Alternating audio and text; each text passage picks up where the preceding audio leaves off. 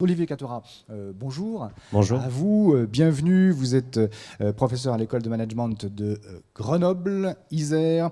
Je crois que vous êtes responsable aussi d'un master que vous avez créé autour du management et du marketing de l'énergie. Vous confirmez, master que vous avez dû créer en 2010, si j'ai bien lu. C'est parfait. Eh bien, écoutez, je parle sous votre contrôle.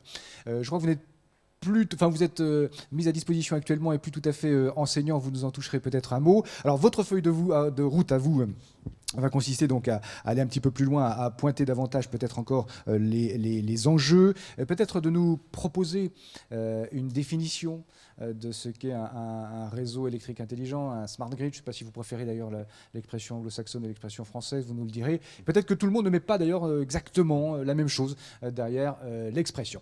Vous avez la parole et merci encore infiniment d'être là avec nous ce matin. Merci à vous, merci pour l'invitation. C'était un vrai plaisir d'être avec vous aujourd'hui. Donc en effet, je m'appelle Olivier Catora, j'ai été enseignant-chercheur pendant 7 ans à Grenoble École de Management et en fait je suis en disponibilité pour rejoindre le pôle de compétitivité Tenerdis qui est un cluster comme la vallée de l'énergie ici en Rhône-Alpes.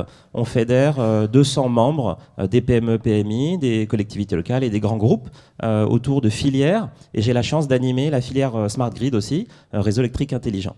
Donc mon propos va être de vous faire un panorama, balayer un petit peu le thème des smart grids pour voir qu'est-ce que c'est, comment ce marché potentiel se structure, qu'est-ce qu'on peut en attendre, notamment pour des industriels, mais aussi pour des territoires, des collectivités locales.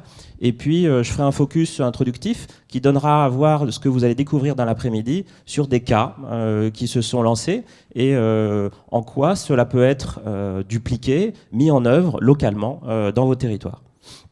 Donc le smart grid, le réseau électrique intelligent, en mauvais franglais on dit c'est un buzzword, ça veut dire c'est un mot qui fait jaser, on en entend parler beaucoup, tout le monde aimerait en faire, on ne sait pas toujours comment commencer, et donc le but c'est de voir un petit peu ce qui a été fait et quels sont les enseignements. Mais en tout cas c'est un mot, un concept plutôt, parce qu'on va voir que ce système smart grid est quand même assez complexe, qui est en phase de développement, pas encore en maturité, mais qui est encore promu un bel avenir. Et je souscris aux analyses qui ont été faites par les élus locaux sur les enjeux pour les territoires, mais aussi pour l'export, puisque le but, c'est de faire profiter un peu nos savoirs à l'étranger. Donc, une première définition, un smart grid, c'est quoi ? Un réseau électrique intelligent grâce à des flux de technologies numériques ou informatiques qui ajustent les flux énergétiques avec des mouvements, des évolutions de consommation ou de production. Autrement dit, des réseaux électriques capables d'intégrer de manière intelligente, donc grâce au numérique, les comportements et les actions de différents utilisateurs, consommateurs et ou producteurs, de manière à maintenir une fourniture d'électricité efficace, durable, économique et sécurisée. Donc c'est vraiment la jonction de réseaux électriques et de l'intelligence du numérique pour pouvoir faire face à plusieurs ruptures. Et on va voir quelles sont ces ruptures. Alors ceci n'est pas un smart grid, donc pour vous donner aussi d'autres exemples, alors c'est un réseau télécom et électrique américain, mais on voit que dans certains pays, les réseaux ne sont pas du tout au niveau. On a la chance en France d'avoir quand même un vécu, des infrastructures de qualité, mais on peut les moderniser encore plus. Donc qu'est-ce que c'est ce smart grid? Donc c'est un nouveau paradigme. Un paradigme, c'est un ensemble conceptuel qui change à cause de nouvelles briques technologiques liées notamment à la diffusion des énergies renouvelables. Historiquement, on avait organisé le réseau énergétique autour de production centralisée de type nucléaire, hydraulique, charbon, gaz, et ces structures envoient l'énergie dans les réseaux. La donnée change avec la diffusion, la dissémination de nouvelles sources d'énergie renouvelable, solaire, photovoltaïque, éolienne, biomasse.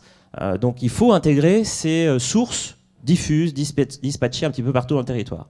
C'est aussi l'arrivée, alors douce pour l'instant, mais qui devrait prendre de l'ampleur, du véhicule électrique, qui va changer, affecter l'organisation des réseaux. Et donc les flux changent. Il y a dissémination de nouvelles briques et des flux nouveaux d'électricité dans des sens où les réseaux n'étaient pas toujours équipés pour y faire face. Et en plus, comme on met des nouveaux capteurs, des nouveaux systèmes communicants, il faut gérer ces données au-delà des flux d'électricité. Donc des nouvelles briques technologiques, des flux d'énergie et d'information, et au final un nouveau système et des nouveaux services qui peuvent naître aussi bien sur les réseaux, à proprement parler, que dans les bâtiments, dans les habitats, pour pouvoir rendre ces communications réactives. Donc concrètement, le smart grid ou les smart grids, ils servent à raccorder des nouveaux moyens de production, j'en ai parlé, renouvelables notamment, et demain j'espère des réseaux aussi avec du stockage hydrogène. La filière Rhône-Alpine serait aussi contente de vous aider à y contribuer.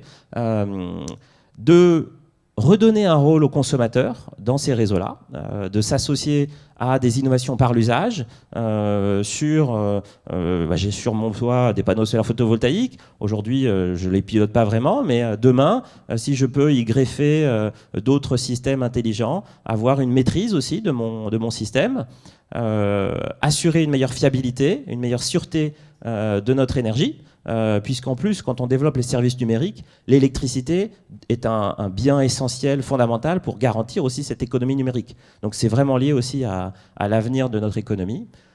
Accompagner un développement des marchés de l'énergie, et notamment une intégration européenne, et la région frontalière de Franche-Comté sait les enjeux d'intégration de nos territoires dans l'Union européenne. Et enfin, alors on parle d'autocicatrisation, mais aussi garantir que le système électrique puisse faire face à des ruptures ou à des crises qui pourraient arriver. Alors c'est aux États-Unis, vous vous souvenez peut-être, c'était il y a plus de 10 ans, j'étais déjà dans le secteur de l'énergie, je faisais ma thèse de doctorat, et l'été 2003, il y a eu un grand blackout, une rupture en Amérique du Nord. Imaginez les conséquences économiques, sanitaires, sociales d'une rupture. On a été globalement encore à l'abri de ces ruptures en Europe, même si l'année suivante, en 2006, il y a eu déjà un blackout aussi qui a touché une partie de l'Europe. Le but, c'est de moderniser nos réseaux pour faire face aux évolutions des technologies et des usages. Alors, c'est face à ces enjeux de modernisation, pour se mettre au niveau, mais aussi de préparation du futur, un marché potentiel. Alors, donc ce marché, il commence aujourd'hui par des activités, vous l'avez dit, de R&D ou de démonstration. Et la France est très bien placée. Alors c'est des chiffres de l'Union européenne, du Joint Research Center de l'Union européenne sur les smart grids et les investissements. Et on voit que la France, le Royaume-Uni, l'Allemagne sont des pays où il y a des forts investissements, plusieurs millions d'euros sur la période des 3 dernières années. Donc c'est des mannes financières importantes. Et ils cherchent des lieux, des entreprises qui ont envie de s'associer à des territoires pour expérimenter et puis mettre en œuvre maintenant les solutions qui commencent à être disponibles. Alors ERDF, qui est un acteur clé dans la gestion du réseau de distribution et dans les réseaux électriques intelligents, avait fait un petit panorama. Donc on voit qu'il y a déjà pas mal de projets en cours qui apportent des enseignements et qui peuvent être utiles. Alors j'ai fléché 3 projets. Greenlist, et avec certains collaborateurs d'entreprises partenaires, on était hier à l'étape clé numéro 3 du projet Greenlist. Il y avait une 80 spécialistes qui suivent ce projet, qui est un projet magnifique, complètement innovant, d'intégration d'ENR, de stockage, de véhicules électriques, de pilotage dynamique et de nouveaux usages. Donc on a un démonstrateur fabuleux et des enseignements qui peuvent être partagés avec des nouveaux territoires qui voudraient s'en inspirer. Smart Electric Lyon vous sera présenté cet après-midi, ou Smart Community. On voit qu'il y a plusieurs très beaux projets qui ont été pilotés et qui méritent d'être partagés.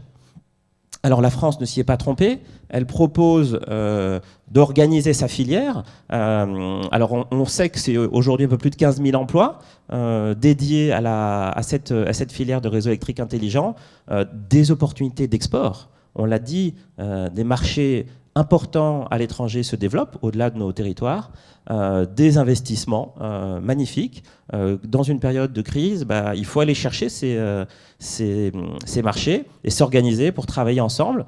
Les pôles de compétitivité ont créé il y a quelques temps Smart Grid France, à laquelle j'ai la chance de contribuer aujourd'hui, pour pouvoir organiser nos filières, nos acteurs, derrière des meneurs internationaux comme Alstom Grid, Schneider Electric, EDF bien sûr, et accompagner un petit peu nos entreprises, PME, PMI aussi, vers ces marchés à l'international. Et la feuille de route est là pour nous y guider.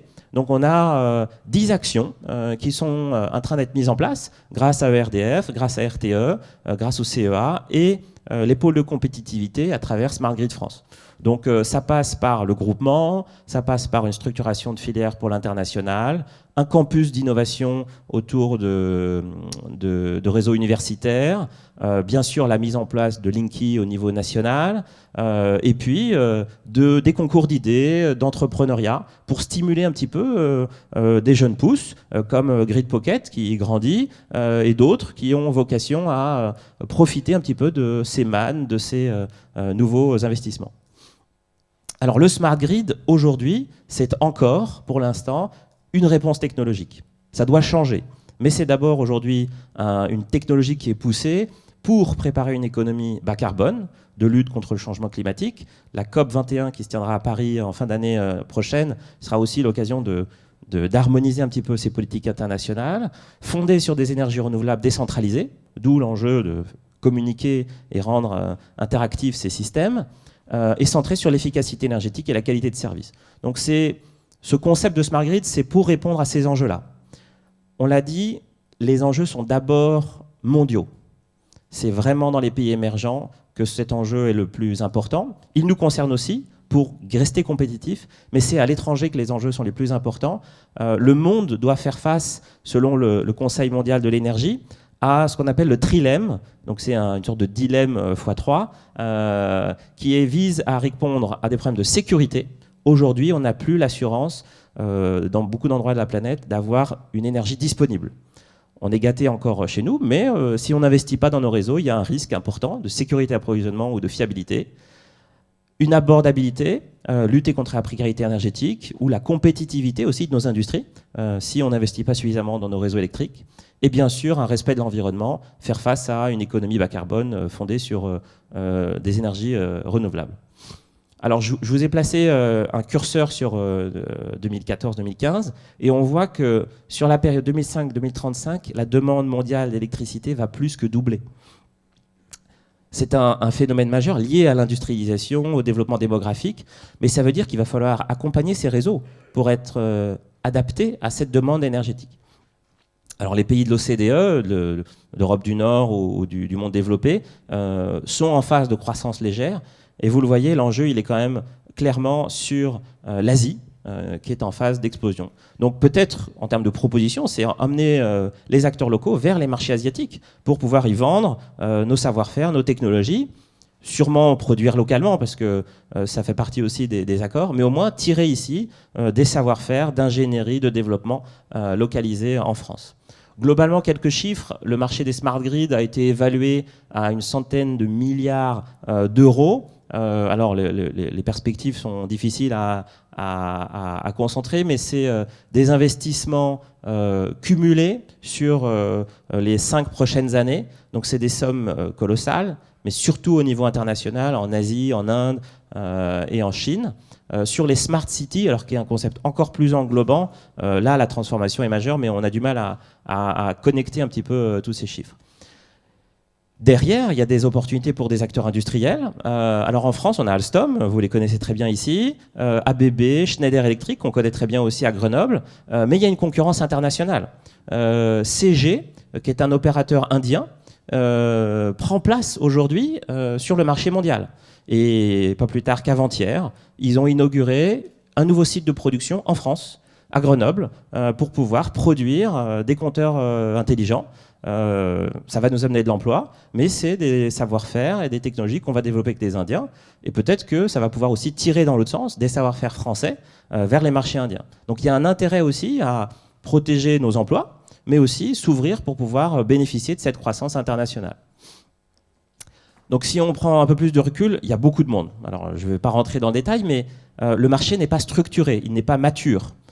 Donc ça veut dire qu'il y a encore de la place pour pouvoir accompagner des entreprises vers la croissance, vers l'international. Et si on prend toute la chaîne de valeur de l'énergie, de la production jusqu'aux usages et à la mobilité électrique, on voit qu'il y a toute une série d'acteurs et beaucoup d'acteurs du numérique. Donc il y a un vrai enjeu d'accompagner des startups, des jeunes pousses vers l'innovation pour connecter, pour transformer l'information dans le secteur de l'énergie. Donc je m'amène rapidement vers d'autres analyses. Quels sont les impacts pour des territoires ? Concrètement, en quelques points, pour un territoire, ce concept de système smart grid, c'est d'abord une vision du futur. Quelles infrastructures on veut proposer pour la ville de demain, cette smart city qui est en train d'émerger. Ici, il faut moderniser, il faudra construire ailleurs. Comment on met en œuvre cette transition énergétique ? Il y a la loi qui est en cours, il va falloir la mettre en œuvre. Et les réseaux vont être une maille importante, puis il faudra intégrer les ENR. Et je souhaite que votre projet éolien et de stockage se développe. Ça fait partie de projets aussi qu'on a besoin de financer dans les territoires. On a besoin de développer des nouvelles façons de gérer les réseaux avec des microgrids, expérimenter des nouveaux modèles d'organisation, développer ces bâtiments intelligents qui sont autonomes, qui peuvent être pilotés. Le modèle n'est pas mûr, donc on a besoin encore d'expérimenter pour accompagner certaines solutions. Et tout ça va générer des investissements, du développement économique. Alors ça passe par de la R&D collaborative, ça passe par de la coopétition. Et les clusters, comme la Vallée de l'Énergie, sont aussi des bons partenaires pour vous aider à travailler ensemble, cheminer sur une stratégie territoriale et construire ensemble des solutions innovantes. Donc concrètement, la Smart City, je l'ai dit, pour l'instant, c'est d'abord pousser des technologies. Donc on voit, les technologies, elles vont se diffuser à différentes strates. Des infrastructures urbaines, de management des flux de données dans la ville, mais aussi remettre au centre les consommateurs, les prosumers ou les consommateurs tels qu'on les appelle aujourd'hui, qui vont avoir des outils pour être responsables. Donc les informer pour les responsabiliser. Puisque en fait aujourd'hui, on voit que la limite c'est plutôt du techno-push et un des succès des smart grids serait de renverser et de proposer aux consommateurs de devenir moteurs. Donc pour des collectivités qui voudraient prendre part, il y a peut-être des logiques communautaires d'innovation par les usages à mettre en place parce que les technologies, on va pouvoir les dupliquer. En revanche, les mouvements de comportement d'usagers, là, il y a encore besoin d'expérimenter. Il y a une manne, une opportunité pour développer des innovations sociologiques, comportementales, qui ne sont pas encore mûres aussi. Donc un exemple de Smart City, alors je ne sais pas si ça fait rêver, mais bon, j'ai eu la chance d'aller à Abu Dhabi, aux Émirats Arabes Unis, et il y a un projet de ville qui s'appelle Masdar, vous en avez sûrement entendu parler, et donc il y a des projets d'urbanisation importantes. Alors eux, ils ont la chance d'avoir une manne pétrolière, qui n'est pas du tout renouvelable, mais qui permet de structurer un peu l'avenir, et à grand renfort de pétrodollars, ils arrivent à structurer certains projets. Mais globalement, j'y étais avec une délégation française, c'est le désert autour, hein. Ils en sont vraiment très loin de cette Smart City, mais ils se projettent, ils créent des images, des idées, et puis ça génère des contacts, des affaires. Ça va prendre 25 ans, 30 ans, 40 ans, 50 ans, mais au moins il y a une vision stratégique qui se développe, et ils ont commencé par un campus. Ils ont commencé par un centre de formation en s'alliant au MIT de Boston pour pouvoir transférer des savoirs. Et peut-être que l'UTBM pourrait être aussi un des vecteurs importants de la transformation du territoire avec son campus numérique, son campus Smart Grid, et puis développer des collaborations aussi vers d'autres pays émergents qui ont besoin de ces savoirs. Alors il y a beaucoup de villes qui se disent Smart City, beaucoup dans les pays émergents, vous l'avez compris. Les Russes à Skolkovo rêvent d'un campus, il en est loin encore, en Chine, en Corée. On voit que les projets émergent, mais ça met du mal à sortir de terre, à se structurer. Mais ici, nous, on les fait vivre déjà, nos campus. Donc on a des chances pour pouvoir accompagner cette transition. Donc on voit le smart se diffuse partout, le smart grid, la smart city, et il y a une maille intéressante qui va être le catalyseur un peu d'innovation, et notamment d'innovation numérique, c'est le smart building. Alors c'est quoi le smart building ? C'est pas ça. Donc le smart building, c'est un bâtiment. Alors on espère qu'il y aura autre chose que des smart, même si ici en terre automobile vous aimez bien les voitures, mais le but c'est peut-être d'avoir des voitures mais électriques au sous-sol, qui serviront de système de stockage, des bâtiments qui vont intégrer des énergies renouvelables, comme le solaire, des systèmes de cogénération, pourquoi pas biomasse, et puis qui vont être connectés. Et la connexion, ça veut dire des services numériques, du pilotage, de l'interface, du nouveau comportement accompagné. Et donc là, il y a une vraie opportunité pour innover dans le numérique sur ce bâtiment. Et là, il y a tout reste possible en termes d'équipement, de programmes de formation pour pouvoir accompagner l'émergence de ces bâtiments intelligents. Alors pour conclure, je vais passer en revue quelques cas exemplaires pour une raison ou pour une autre, et je vais spécifier un petit peu ce qui était intéressant dans ces cas d'expérimentation et de voir comment on peut tirer quelques enseignements. Donc ici Grid, vous avez sûrement entendu parler de ce quartier intelligent en banlieue de la région parisienne, un quartier qui mixe à la fois des logements de la ville, mais aussi un quartier d'affaires avec des sièges d'entreprise, des bureaux qui ont décidé de se connecter, de s'organiser en réseau et d'échanger de l'information. C'était un des premiers sites pilotes, et la force de ce démonstrateur, c'est qu'il est financé essentiellement par des acteurs privés. Donc il y a une volonté politique de vision pour le territoire, mais ce sont d'abord des opérateurs privés, alors les plus grands du monde, on a la chance de les avoir en région parisienne avec Schneider Electric, Bouygues, Total, mais aussi des opérateurs de services type Steria ou Microsoft, qui ont amené, à côté d'Alstom et de RDF, des compétences pour pouvoir organiser ce démonstrateur. Donc des enseignements de... S'il y a un leadership politique pour expérimenter, on peut trouver des opérateurs qui vont mettre la main à la poche pour investir et financer certains projets, s'ils peuvent rester, recruter et se développer localement. Ah, j'ai un problème d'affichage, excusez-moi. Derrière, alors vous ne voyez pas, mais vous auriez pu voir Nice Grid, qui est aussi un projet très intéressant, qui lui est financé par l'ADEME, l'agence de la maîtrise de l'énergie, un budget au total de 30 millions d'euros, donc là on est dans des enveloppes très significatives, avec un quartier solaire intelligent où il y a des productions renouvelables, décentralisées, et du stockage, et un pilotage qui se développe, qui se met en œuvre pour pouvoir piloter ce quartier solaire. Donc il y a vraiment une valorisation de Linky, une nouvelle architecture, des nouveaux systèmes, et on expérimente à l'échelle d'un quartier ces nouvelles solutions, et ça permet de tout de suite sauter dans le monde de demain.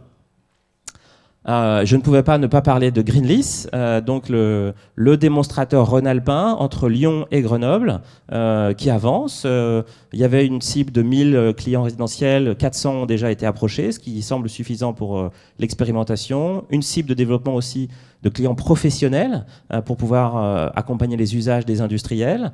Et 12 partenaires, alors vous en avez quelques-uns ici, qui ont investi, qui ont structuré un énorme projet, vraiment très ambitieux, et qui marche, qui délivre des enseignements majeurs, et qui propose un apprentissage des bonnes pratiques, de la communication et du travail collaboratif.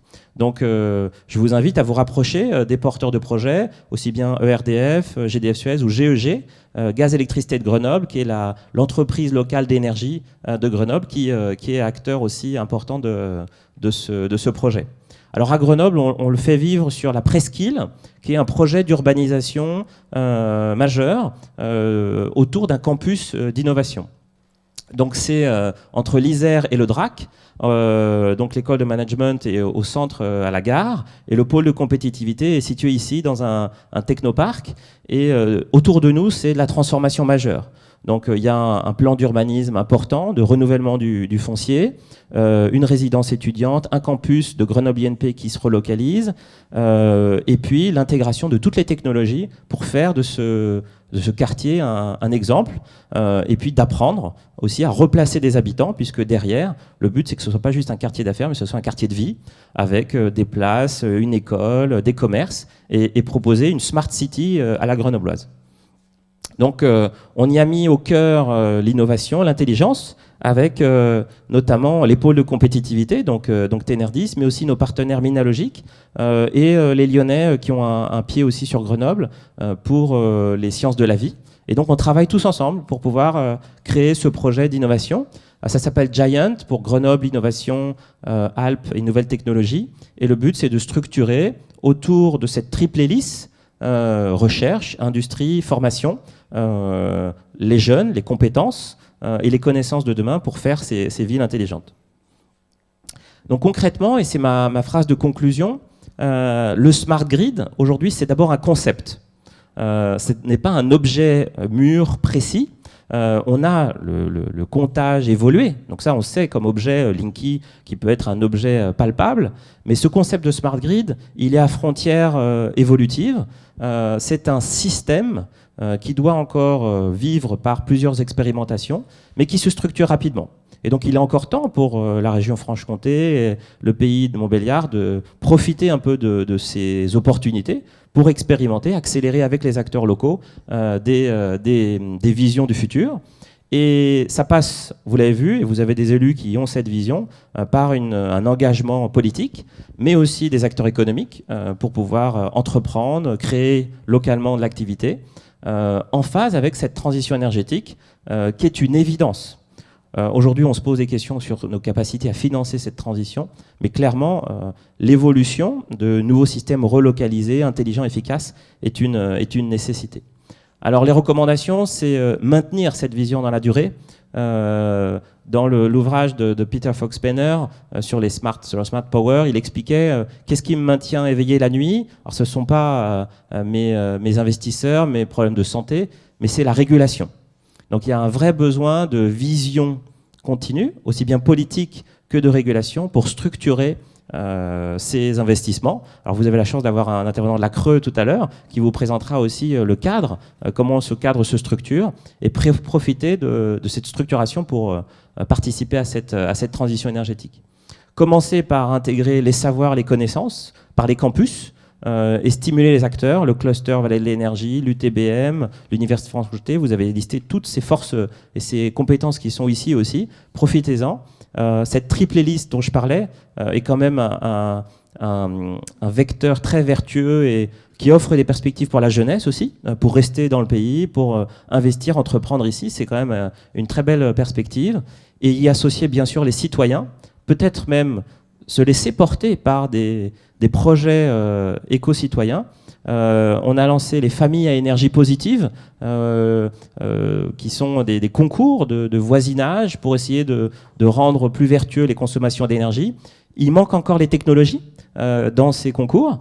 Mais peut-être que la région Franche-Comté pourrait aussi pousser ces familles à énergie positive avec du support technologique français construit ici pour pouvoir dépasser ce qu'on appelle le techno-push et aller plutôt vers un consommateur responsable un peu de ses choix énergétiques et qui sera fier d'évangéliser, de partager un peu ses investissements, de montrer son système domotique chez lui qui lui permet de baisser ses consommations et puis de proposer à ses enfants une éducation à la sobriété et à l'efficacité énergétique.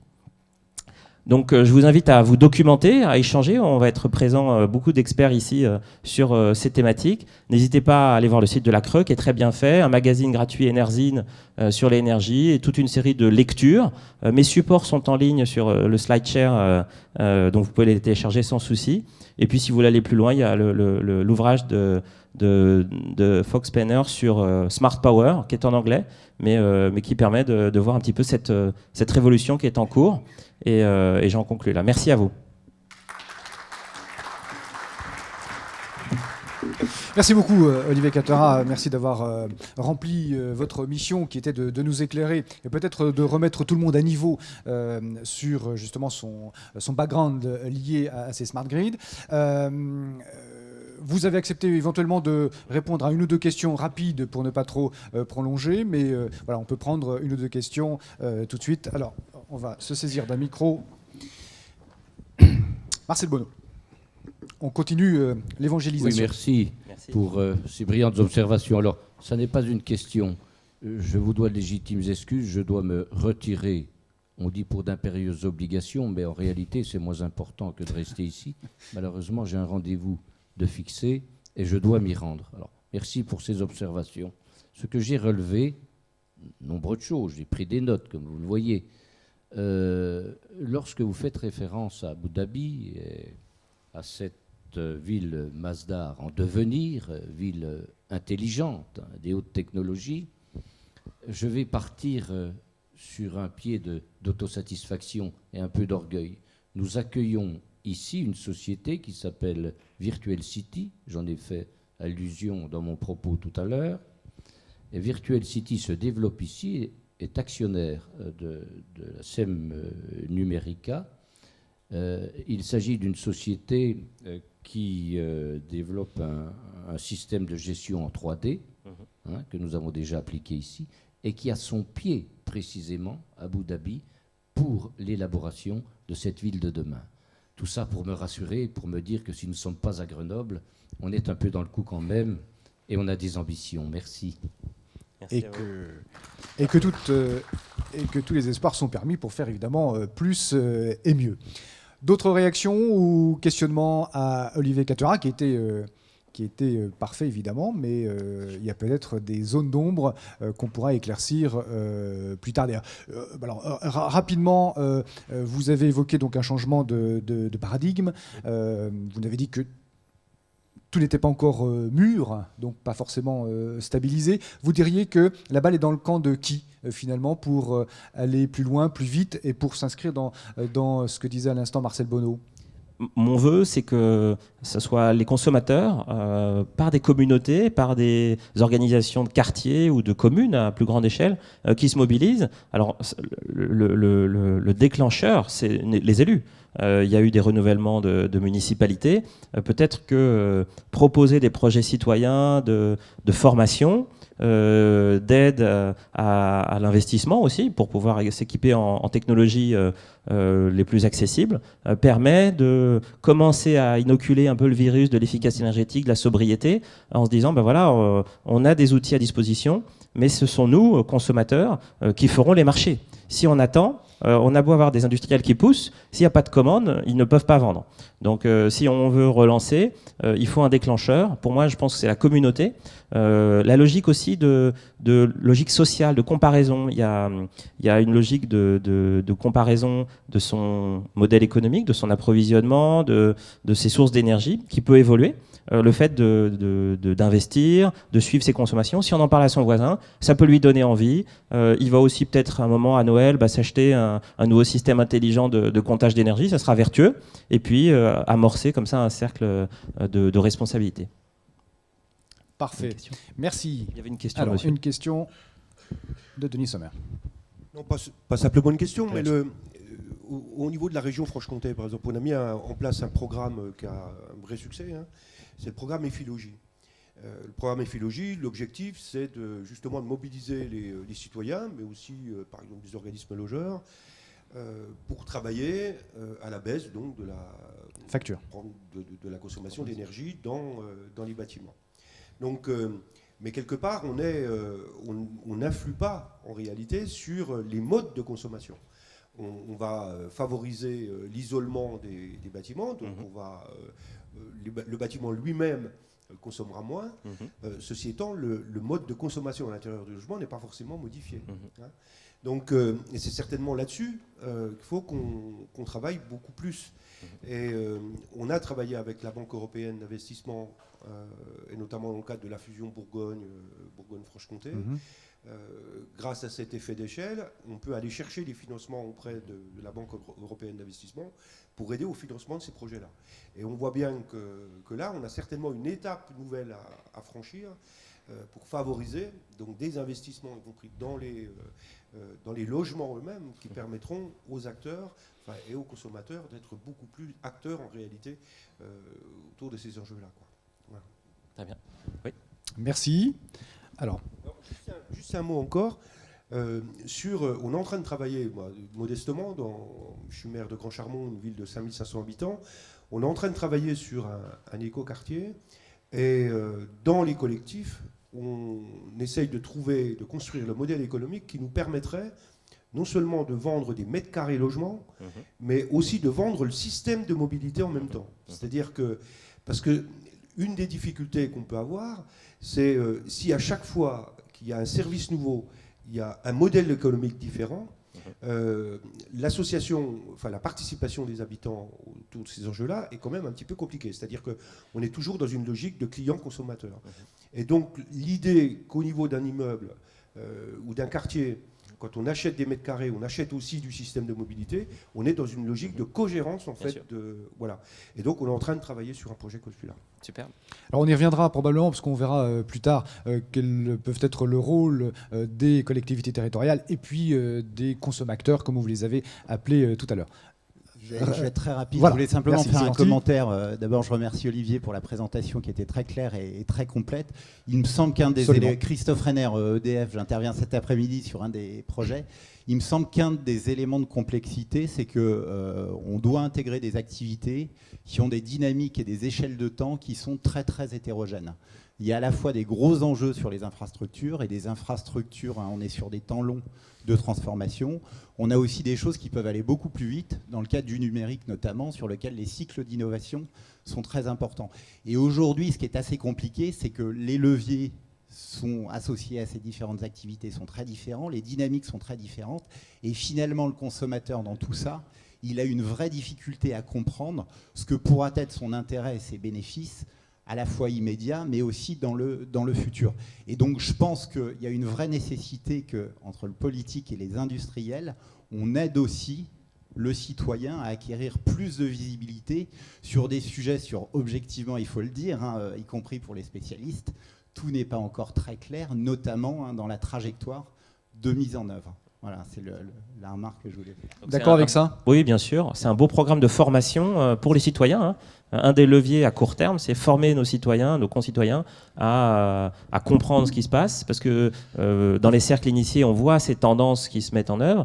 Dans le quotidien, lever la tête du guidon, c'est pas toujours permis, et donc avoir un peu ces tendances pour pouvoir après investir avec des fonds personnels, avec des fonds privés, quand on valorise son bien, son environnement pour sa famille, ça peut justifier aussi une nouvelle responsabilité des citoyens. Avec un risque de ce qu'on appelait jadis une fracture numérique quand même. Enfin, voilà. Bon, tout le monde peut-être ne sera pas, Bien sûr, n'avancera pas à la même vitesse. c'est vrai.